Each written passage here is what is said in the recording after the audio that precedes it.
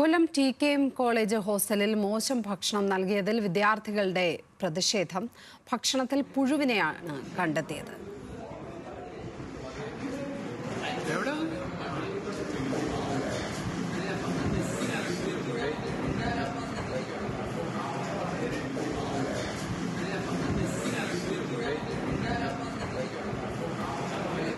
കോളേജിൽ 3 ദിവസമായി പ്രതിഷേധം തുടരുകയാണ്. ഷമീർ അബ്ദുൾ ചേർന്നു വിവരങ്ങളുമായി. ഷമീർ, ഈ വിദ്യാർത്ഥികളുടെ പ്രതിഷേധം അധികൃതർ കണ്ടില്ലെന്ന് നടിക്കുകയാണോ?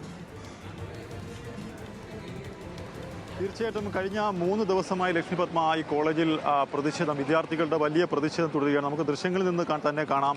വിദ്യാർത്ഥികളെല്ലാം തന്നെ ഇന്ന് പെട്ടെന്ന് വിദ്യാർത്ഥികളുടെ പ്രതിഷേധം ഉണ്ടായതോടുകൂടി കോളേജിന് വേഗത്തിൽ അവധി നൽകുകയും ചെയ്തു. ഹോസ്റ്റലിലുള്ളവർ എത്രയും വേഗം ഇവിടെ നിന്ന് പിരിഞ്ഞു പോകണമെന്ന് പറയുകയും ചെയ്തു. ലക്ഷദ്വീപ് അടക്കം ആസാം അടക്കമുള്ള സംസ്ഥാനങ്ങളിൽ നിന്നുള്ള വിദ്യാർത്ഥികളുള്ള ഒരു വലിയ കോളേജ് ക്യാമ്പസാണ്. അവിടെ ഭക്ഷണം നൽകുന്നത് മോശം ഭക്ഷണമാണ്.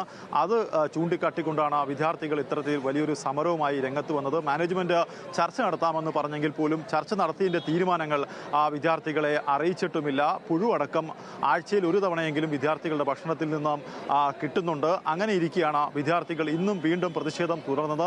3 ദിവസമായി ഇവിടെ ക്ലാസ്സില്ല. ഇപ്പോൾ അനിശ്ചിതമായി ക്ലാസുകൾ ഒഴിവാക്കുന്നൊരു നടപടിയിലേക്കാണ് മാനേജ്മെന്റ് പോയത്.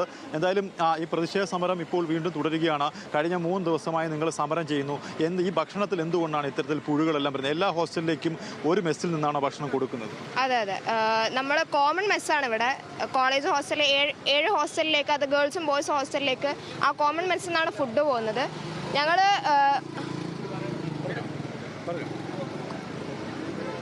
നിങ്ങൾക്ക് 3 ഹോസ്റ്റലിലേക്കും വരുന്നത് ഒരു മെസ്സിൽ നിന്നാണ്? അതെ, ഒരു ഹോസ്റ്റലിൽ നിന്നാണ് വരുന്നത്. അപ്പോൾ ഞങ്ങൾക്കുള്ള സെൻട്രലൈസ്ഡ് കിച്ചൺ, അപ്പം എല്ലാവർക്കും ഒരേ ഫുഡാണ് കിട്ടുക.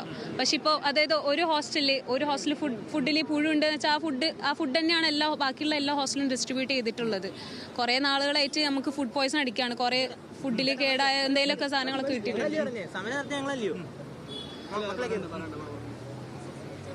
അങ്ങനെ കോളേജ് അധികൃതർ ഇവിടെ എത്തി ഇപ്പോൾ വിദ്യാർത്ഥികളുമായി സംസാരിക്കുകയാണ്. സമരം അവസാനിപ്പിക്കാനുള്ള നടപടികൾ ഉടൻ തന്നെ സ്വീകരിക്കുമെന്നാണ് ഇപ്പോൾ അറിയിച്ചിട്ടുള്ളത്. എന്തായാലും പോലീസ് ഉദ്യോഗസ്ഥരടക്കം കോളേജ് മുന്നിൽ ഉണ്ട്. എന്തായാലും കോളേജ് വിദ്യാർത്ഥികളുമായി ചർച്ച നടത്താമെന്ന് ഇപ്പോൾ കോളേജ് അധികൃതർ അറിയിച്ചിട്ടുണ്ട്. ലക്ഷ്മി പത്മ. ശരി, ഷമീർ അബ്ദുൾ കൊല്ലത്ത്.